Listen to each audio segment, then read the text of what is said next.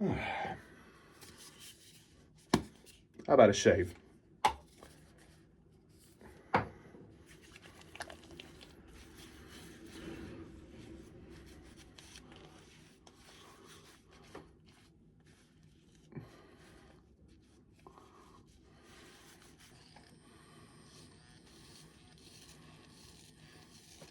To shave the face, to trim the beard, require the grace, but not the brute.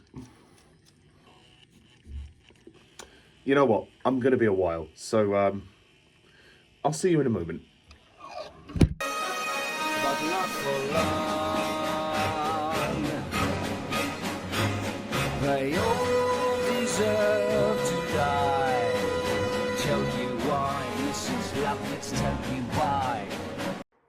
Attend the tale of Sweeney Todd, the demon barber of Fleet Street. Hello, my fellow YouTubers and subscribers, and welcome to my latest movie review. And at the time I'm recording this, it is Halloween 2024. Woohoo! And what better film to review for Halloween than Sweeney Todd, the Demon Barber of Fleet Street. Directed by Tim Burton, released in 2007, I believe. The movie stars Johnny Depp, Helena Bonham Carter, Timothy Spall, Alan Rickman. So, Sweeney Todd, the Demon Barber of Fleet Street. Obviously, I'm reviewing this movie because it's Halloween. But before I begin, I just want to say I'm getting over a cold, so apologies if I sound a little bit stuffed up or have the occasional cough.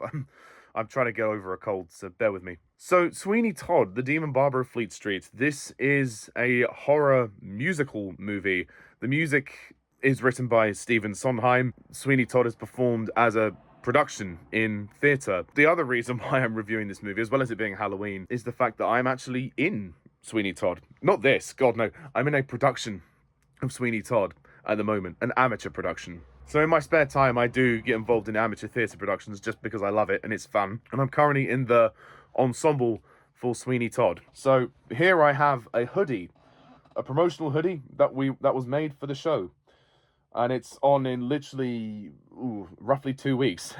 2 weeks, and we're on. So I thought it was only appropriate to maybe talk about the movie, as well as it being Halloween as well. So there's many convenient reasons as to why this is appropriate to review now. The legendary tale of a barber who returns from wrongful imprisonment to 1840s London, bent on revenge for the rape and the death of his wife, and resumes his trade while forming a sinister partnership with his fellow tenant, Mrs. Lovett. So adding to that, Sweeney Todd was once named Benjamin Barker, and he was wrongfully sent away and imprisoned by the judge, played by Alan Rickman. And obviously the judge had serious lust for Lucy, Todd's wife, and then adopted his daughter, Joanna.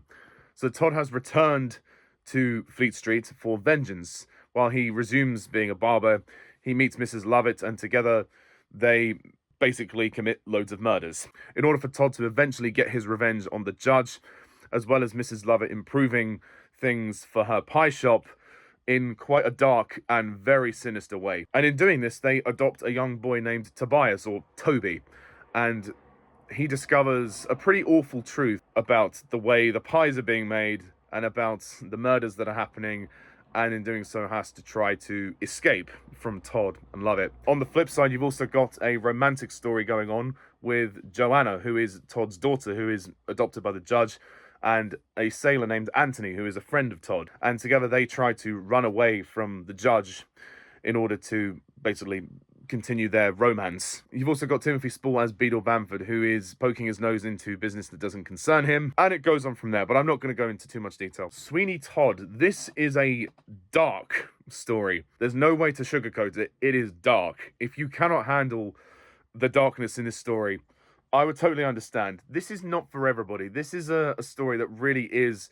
very tragic. I mean, the show itself is an opera, so most of this movie is sung, and it is an operetta. So, you know, the way that the characters are developed and the way they convey their emotions through song. And it's brilliant. Honestly, it really is brilliant. In terms of the movie, I think this is a very good film. You know, I was amazed when I rewatched this film recently. I rewatched it a couple of times recently, and I have to say, I think this movie fits Tim Burton like a glove. Tim Burton is known for his kind of dark gothic style, and it doesn't always translate to every single movie that he makes. Sometimes it actually is to the detriment of the film. But in this case, this is the one film I would say, if Tim Burton was only ever allowed to direct one film in his life, Sweeney Todd would be the one. This movie just fits Tim Burton like a glove. He was the perfect person. He was born to direct this movie, and it is fantastic. Is it perfect? No, I do think there are a couple of flaws that I have to stop it from being absolute greatness, but it is really good, and it's a really good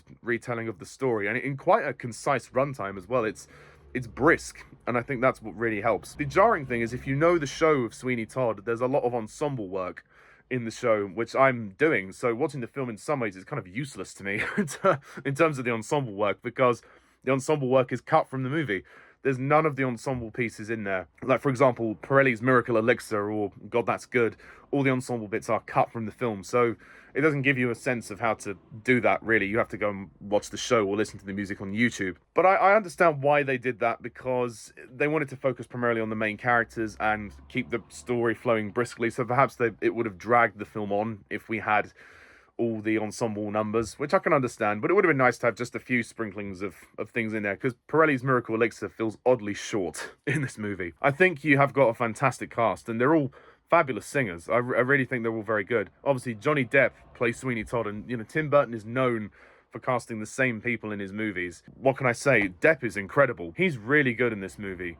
His accent is very good, and the emotion that he brings to this role is really impressive. You feel sorry for this guy. His life has been torn apart, and even though he's declining into a pit of darkness to get what he wants, to get his revenge, you just feel that the longing, the yearning for his family that he's lost, and it's beautiful. It's a very beautiful performance. I mean, despite the fact that he actually is murdering people, you still feel sorry for him, which is quite impressive. Obviously, this is one of those stories where it puts the morals into perspective. It's like, well, if he's murdering everybody, is he really any better than anyone else? Helena Bonham Carter as Mrs. Lovett. I do have to say, this is one of my flaws in the movie. I don't dislike her as Mrs. Lovett. She's okay. I just feel like she's a little monotone in comparison to some of the other performances. She kind of plays it a little bit flat, like, oh, Mr. Todd, I'm so happy.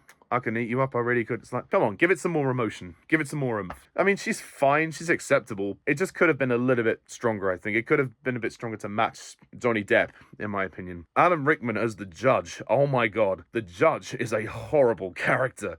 He's a nasty piece of work. Granted, in this film, it's kind of watered down compared to the show, because in the show, they kind of big up the whole creepy side of the judge, how he's a rapist, and he has also a real lust for Joanna, and there's a song where he's singing about his lust for Joanna, which is incredibly uncomfortable. So I can understand why they probably didn't want to include that in this movie. But still, you still get the sense that this guy is horrible and a creep. The opening of the film with the flashback of where he rapes Lucy is incredibly powerful. And Alan Rickman did a very good job at portraying the uncomfortableness.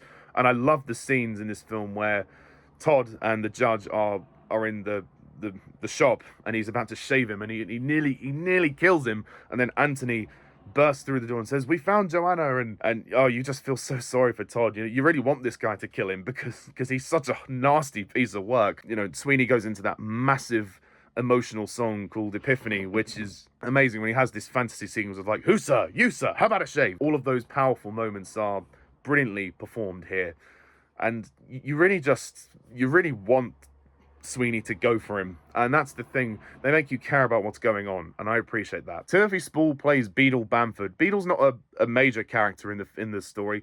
He's in there briefly. I guess you could say he's kind of the police in some ways, so he works with the judge quite a lot, and he does kind of stick his nose into other people's business, and he's no better than the judge, really, because during the whole rape sequence, he is very much involved and laughing at it with everybody else, which is horrible. So there's no real good guys in this story. There's no one who's really morally better than anyone else, and I think that's a very interesting take. Even the boy Tobias, who is played by Ed Sanders, he is very good in this movie for a child actor.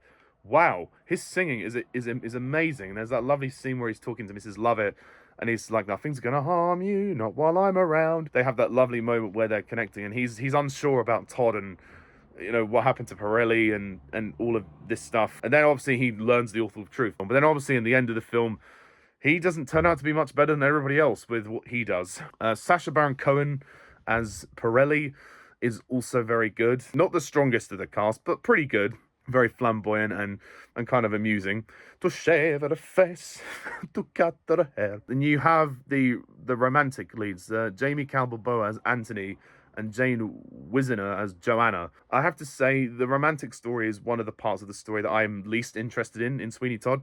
Not because it's bad or anything, it's just not very developed, and I feel like the film doesn't almost know what to do with it. The film didn't really explore the romance in much depth. It's just like they meet and then they run away together.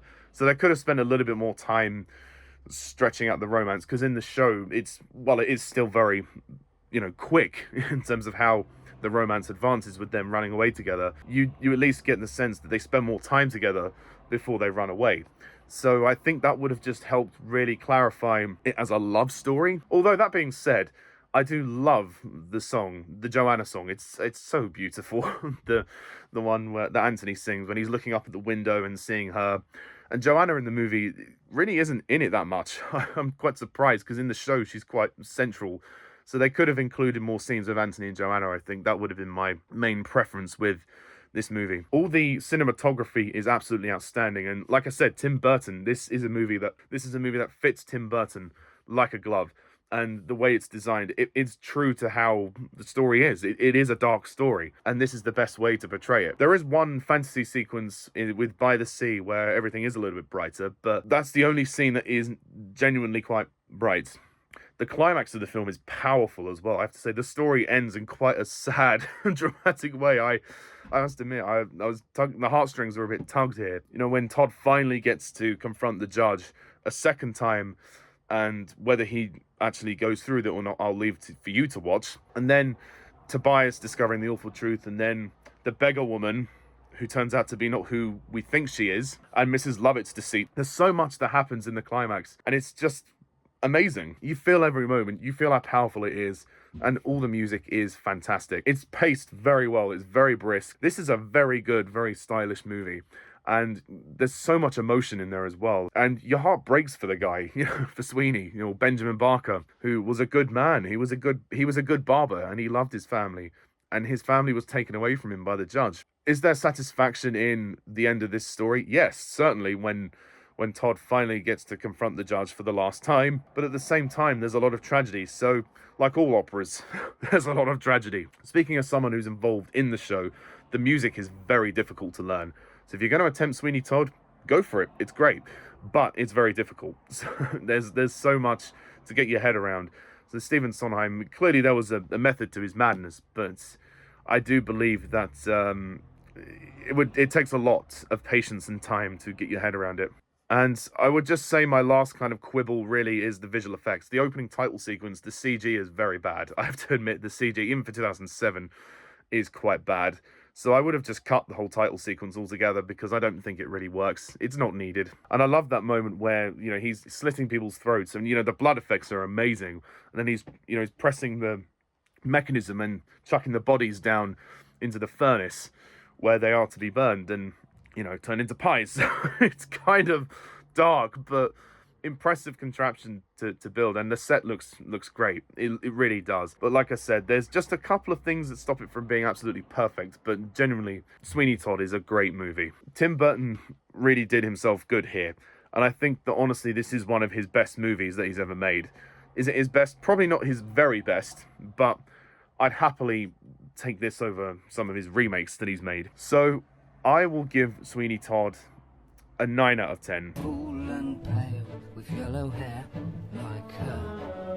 I'd want you beautiful and pale the way I've dreamed you were, Joanna.